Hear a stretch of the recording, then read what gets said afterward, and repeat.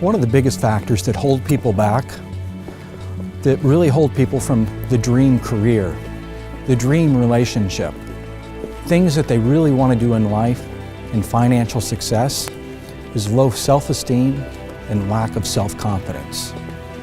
But here's the great part about it. You can do something about it.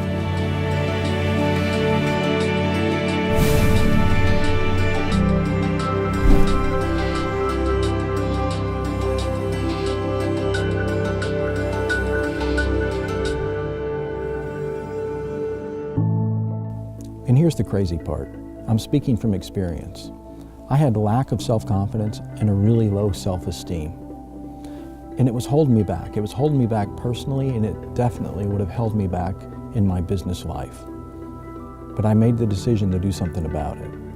I've met a lot of people, and I'm constantly meeting new people that suffer the same, that they have lack of self-confidence or no self-esteem. And I mean, these people that I'm meeting are very intelligent people.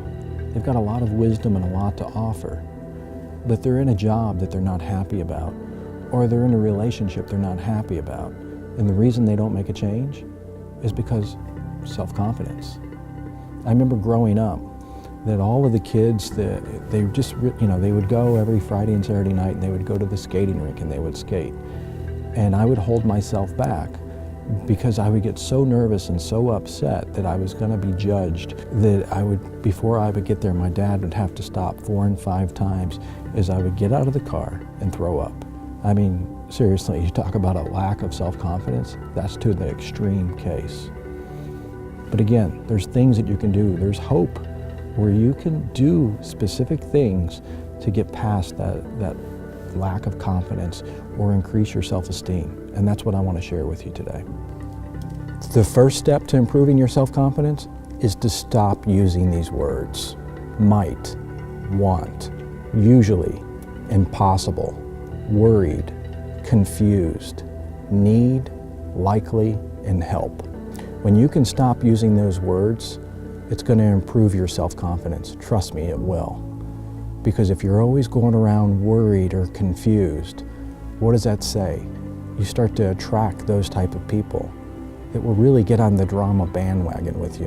And that's one of the things that will bring your self-confidence down. The second step to improving your self-confidence is don't. I absolutely mean do not join in conversations where people are making fun of others.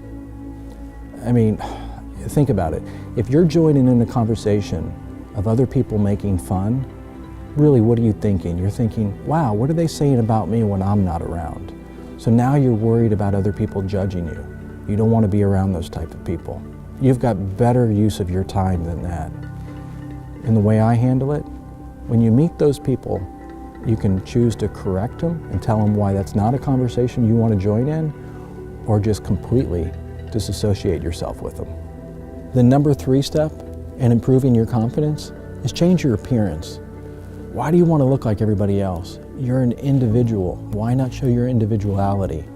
I mean, think about it.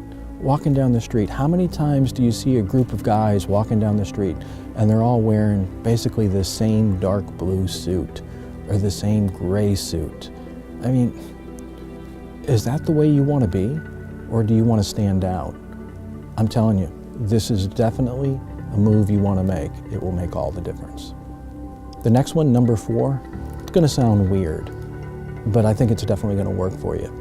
And that's proving to yourself that you have the control to make decisions. I do this all the time. Like, I chose that I was not going to drink coffee anymore, and that's what I did. I just stopped. One day stopped and just kept on. Didn't drink coffee for a year. It was just to prove to myself that I could do it. Another one that I do is I chose not to drink alcohol, and I haven't done that in many years.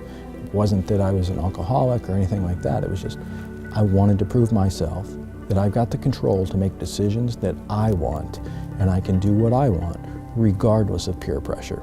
And number 5, which is the biggest one, is just to make the decision. You're going to start doing it. My biggest fear was public speaking. When I tell people that I'm shy, they often laugh at me about that, but it's a true statement. I mean, I was so scared of public speaking. That was one of my biggest fears. And if you can't overcome public speaking, how can you be a leader? How can you be really a business owner? How can you do the things that you want to do? So what did I do? I made the decision. I signed up for Toastmasters to help me in public speaking. And then 2 weeks later, I guess I thought I had enough experience, I put my name on the ballot and I said, I'm going to run for public office. And I ran for county commissioner, which forced me to be at the post office meeting people and walk around knocking on doors, introducing myself. And I remember the biggest moment, and yeah, I had that thing come back where I ended up throwing up and everything. I had to get on stage and talk to the teachers. And I gotta say, I felt like that was the fastest 2-hour presentation I ever did in my life. The problem was, it wasn't 2 hours. My wife told me I did it in 45 seconds, but I had 12 minutes.